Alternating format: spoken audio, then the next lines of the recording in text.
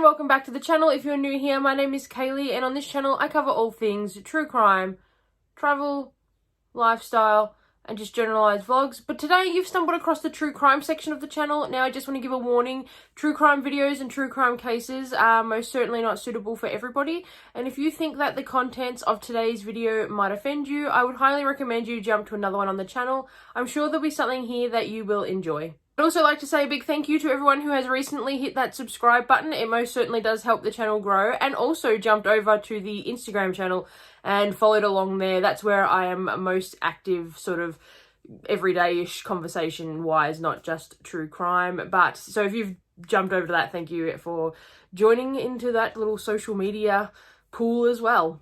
I am also still doing the Q&A, or preparing for the Q&A video, so if anyone has any sort of questions that they would like to ask me, please jump over to the community tab and drop it down there, or even in the comment section of this video.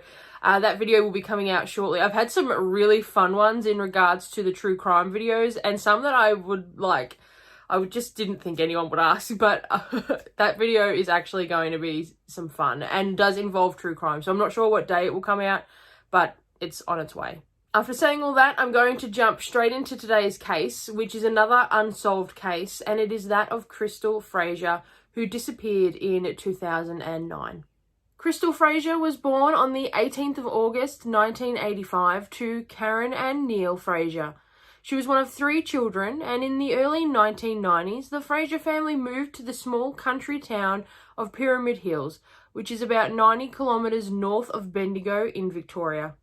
Owning a bakery for almost 8 years in the small town, the Fraser family were fairly well known. Krystal was described as a wonderful girl with a heart of gold, but she was a little naive.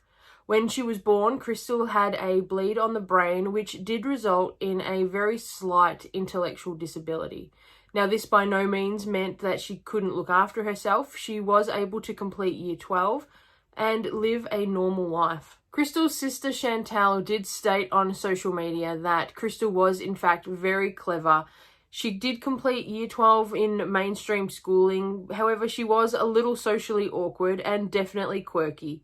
She didn't know what outstaying her welcome was, so on occasion she would have to be blunt with her. She trusted everyone she spoke to, and even though she had epilepsy, she was able to live a fully functioning life on her own. In September of 2008, Krystal becomes pregnant. Now, this was a shock to her and her family because Krystal did actually have a contraceptive implant in her arm, so having a baby was not something that she had planned to do. Throughout Krystal's pregnancy, she does not actually reveal to her friends or family who the father of the baby is, and she keeps that information to herself. She does become very excited, though, when she learns that she's going to have a baby boy whom she wants to name Ryan. Additionally, on social media, one of Krystal's friends, who we're just going to refer to as CM, came forward with information after Krystal's disappearance, stating that Krystal had said if she had her baby, the alleged father would attempt to kill her, but again, never revealed who the father was. CM claimed on social media he did in fact tell the police this information, but didn't feel the police took the information seriously. In the months leading up to Krystal's disappearance, she does receive a number of phone calls from a public payphone in the neighbouring town of Litchfield.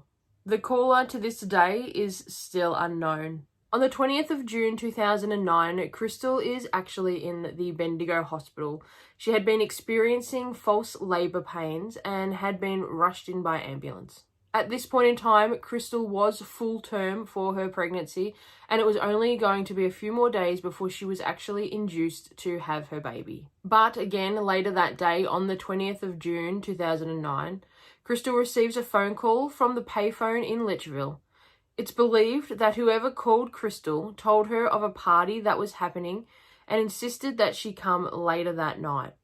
Krystal discharged herself from the hospital against doctor's advice, but she did tell the nurses she now had plans of going to a party. Krystal has never been seen since. The following day, when Krystal did not return to the hospital to in fact have her baby, the hospital contacted Krystal's family trying to find her. Her family, who believed she was still at the hospital, then contacted the police to issue a missing persons report.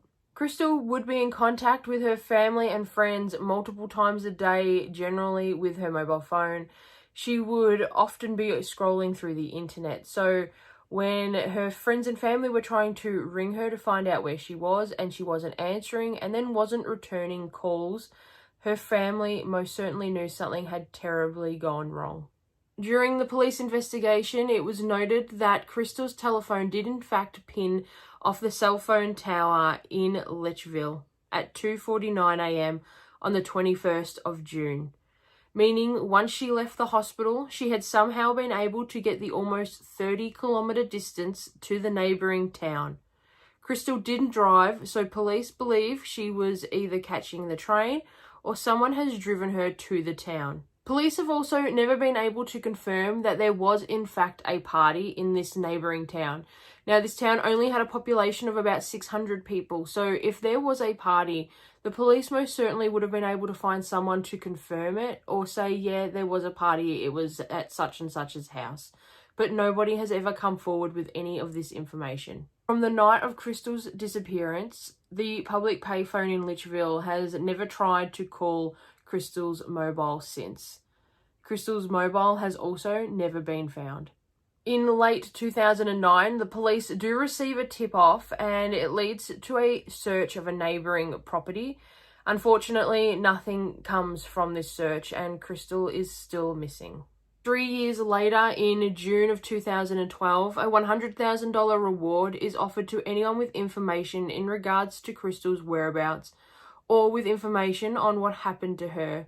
In February of 2016, an unnamed 61-year-old man is arrested and questioned in regards to Krystal's death or whereabouts. Unfortunately, this does not lead to anything and he is released, and the police then issue a statement saying that he is no longer a person of interest.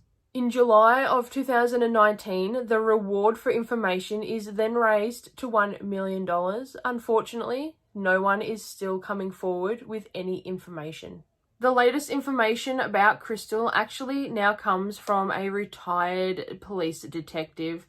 In March of 2001, Dennis O'Brien comes forward and makes the claim he knows who has killed Krystal.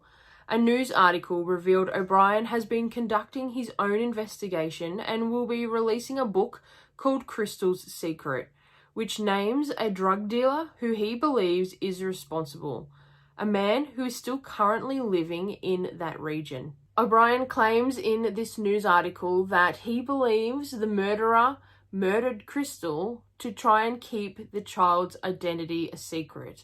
He did not want to have to look after this child, he did not want to have to pay child support, and he didn't want the community to know that he was in a relationship with Krystal. O'Brien also claims that he has interviewed over 40 people and has now confirmed that Krystal had a complicated criminal and sexual entanglement with this alleged man, and also claims that this alleged person was phoning Krystal at the hospital just a day before she had disappeared. As an inquest is currently being conducted, this name or this alleged person has not yet been publicly named, so I'm not sure if that will come out first in the inquest or in Dennis O'Brien's book. The police do believe that Krystal has been in fact murdered and has not just disappeared or ran away from home. Krystal was full-term pregnant and she had set up her life and her home for the arrival of her child. There was no reasonable thinking that she has just up and left and ran away. Police most certainly believe that she has been murdered. Unfortunately, her remains and her telephone, as I said, have never been found to this day. When something like this happens in a small town, there are most certainly people in that town that know what has happened to Krystal. And it's shocking that they are able to hold on to the information for such a long period of time.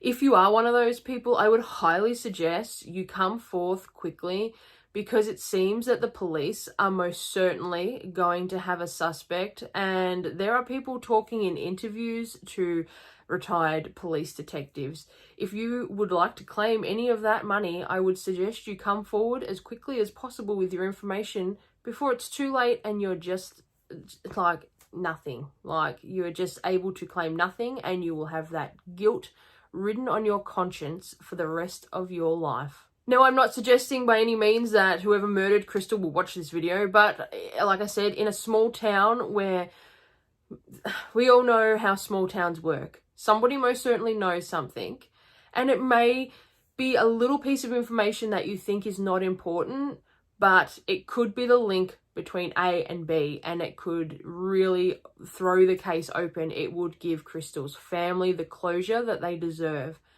And I mean, if you are not already feeling guilty and you've held on to information, you most certainly should. But think of it in the long term. The police will eventually solve this case. They will eventually. And if you've sat on that information and not told someone, how will you feel about that? Like, how would you be able to live with yourself? It blows my mind when people hold on to information about cases, especially missing persons cases. So Krystal's family have never been able to lay her to rest, or their grandson. That is horrendous. So I beg anyone with information to come forth. It's not hard to ring up anonymously and give the police information. Go use a payphone. Go randomly to you could do it anonymously. So don't hold on to that information. It's just disgraceful. I'm sorry if that was a bit of a rant, but it bugs me when people are knowingly holding back information, and they might not have had anything to do with the crime. They might have just heard the rumor of something or heard information from a friend of a friend, and they're just too gutless to go and tell the police. Yes, ranting again, but it irks me.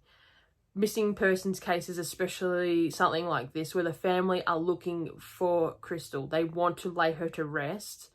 It just breaks my heart. My deepest sympathies and condolences to Krystal's friends and family. I have no idea how you are able to go on with life and live your lives normally with such a horrible thing happening to you. So my hat goes off to you, and my deepest sympathies to you all. Like I said earlier, please consider hitting that subscribe button. It really does help the channel grow. I do bring out a new true crime case every single Monday. So please remember to take care of yourselves and each other, and I'll see you in the next video. Bye.